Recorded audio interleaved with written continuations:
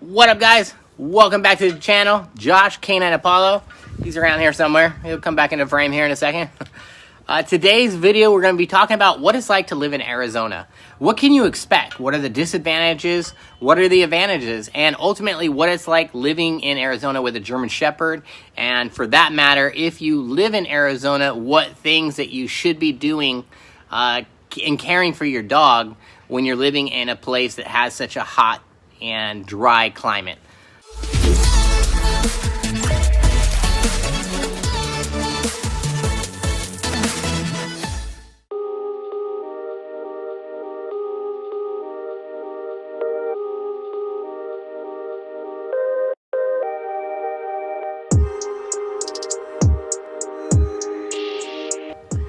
All right, so jumping into the video, one of the things I talked about, allergies.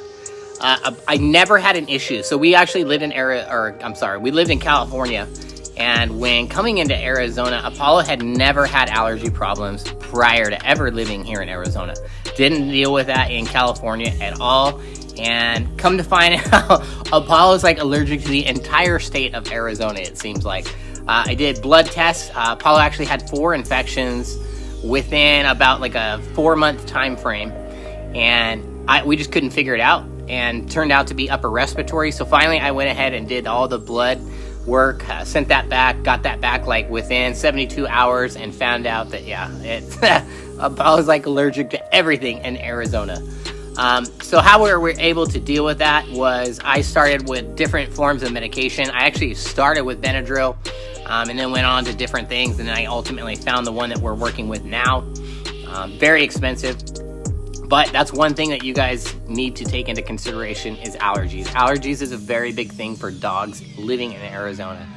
Just having that dry condition, depending on where you're at. Our location, we're more by the river, so we're not inland like Phoenix and all that, where there's a bunch of trees and you can go out, an hour away from downtown Phoenix into Florence, or a few hours away into Flagstaff, and you're in pine trees, and it's nothing like that out here. We don't have trees out here. It's a lot of flat land. It's just a desert where we're at. And so ultimately there's a lot of different changes that come, and you have to learn to adapt with those, and that's one of the things that we've had to do with Apollo. But first, one of the biggest things I get asked all the time, do you shave Apollo? No. And the reason why we don't shave Apollo is it's not good for a German Shepherd to do that.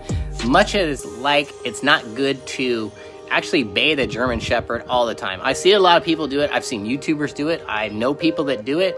I know people on TikTok, whatever. Everybody has their personal preference and opinion, and that's fine, but it's actually not good to wash your German Shepherd all the time.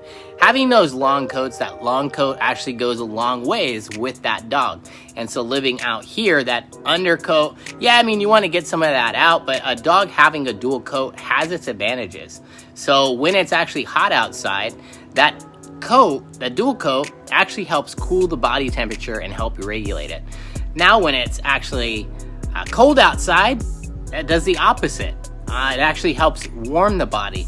So when you're completely breaking that down, shaving a dog, constantly just like bathing it and like ruining the oils and stuff inside their skins, it's just not healthy for the dog, and it's not at all advisable. And you can ask your vet, they'll tell you the same thing. Another big factor I talked about, obviously, is the heat. At about 4.5 months out of the year, it does get hot in parts of Arizona, like Havasu, Laughlin, Nevada area, Bullhead City, Arizona. It gets extremely hot in these conditions. Fort Mojave, Mojave Valley, you're talking temperatures in excess of 120 degrees. That is really hot for a dog, and so you have to definitely learn how to adapt to those situations. Obviously, most of the time, dogs are not outside. It's just, not healthy for starters. And you don't see a lot of people, so therefore you don't see a lot of dogs. Obviously, you have people that go play in the river and such and whatnot.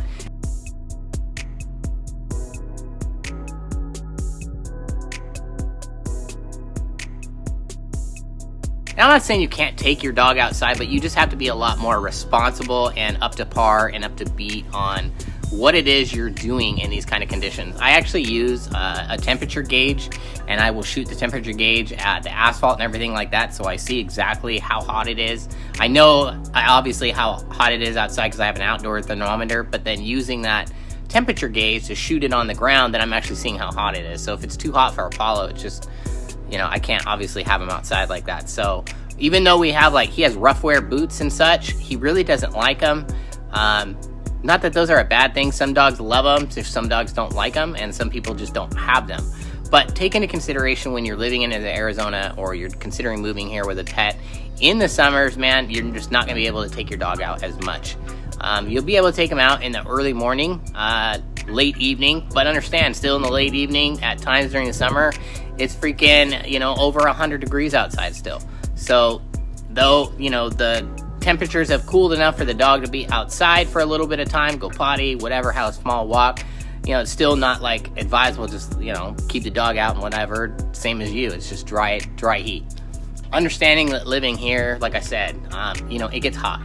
And so it's actually against the law here in Arizona to be leaving your dogs outside when it's hot outside during the summers. You will be charged with animal cruelty if you're caught leaving your dog outside. It happens all the time. So that's one thing you need to consider. If you work a lot and everything like that, you have a pet, you're considering moving to Arizona, maybe that's something you need to reevaluate, because if you can't commit to the dog and you ultimately can't let the dog outside, you're too retarded and stupid to take the dog into training and you're just going to leave it outside, maybe you just shouldn't have a pet. Dogs, animals, cats, they need to be cool just like the humans do, and so another big problem that you see is people will go hose their pets off. While that's all in good, if you're taking the dog and putting it in a cooler place, that helps cool the body temperature down. Absolutely. But if you just go out and you just cool the dog down, the dog just goes back in, to semi-shade, basically in the heat, a doghouse, something like that, you're just turning that dog into its own sauna. And you're just going to rate that body temperature up so much that the dog can ultimately pass out and die from heat exhaustion. So a lot of these same things, they go into the same categories, obviously, as just owning a German Shepherd. For us, it's had its advantages and disadvantages. We don't actually have a lot of fleas out here where I'm at, so I don't ever deal with that like a lot of other places did. I dealt with that a lot in California. Don't deal with that out here, so that's an advantage. The disadvantages, again, are just ultimately small little factors, but they play a big role when those certain type of weather conditions present in those different seasons. Another advantage living though here in Arizona is, the hiking. I don't want to say that I didn't go hiking in California, because there are a lot of spots, but here in Arizona, there is just miles and vast miles of places to explore.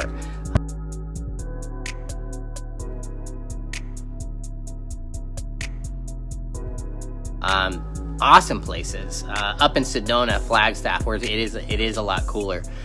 There's just so much great camping and hiking and outdoorsy type things to be able to do, and I love it up there in particular, and being able to do that.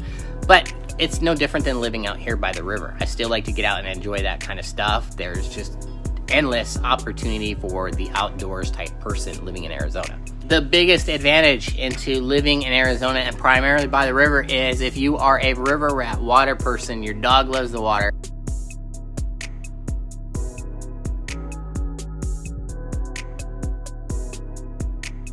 Well, it's right at your fingertips. The Colorado River, all the way into Lake Havasu, beautiful place, beautiful area. For the most part, it's, calmed down. It's not like what it was 25 years ago when it was just crazy partying going on. It's definitely more family oriented out here now. But it's a lot of fun. I'm an outdoors person myself, but I love the water and I love being able to do that. That's one of the things that I love doing with Apollo, is getting in, going down the river, and same thing with my kids. Going out on the jet skis, that kind of thing, doing the family thing. So good advantage into living out here. So I'm kind of wrapping up. It's like any area, but just there were some key factors that I need to touch up on when you're considering living in Arizona. You have a dog, especially a German Shepherd, a dog with a lot of hair or something like that, or any dog in general. You just got to have common sense, and you'll do just fine out here. But just keep all your animals a priority, especially during our summer times. Again, thank you guys so much for being a part of our channel, and I hope you guys got a little bit of information about what it's like living in Arizona, and here's some clips to go along with that. Have a great day.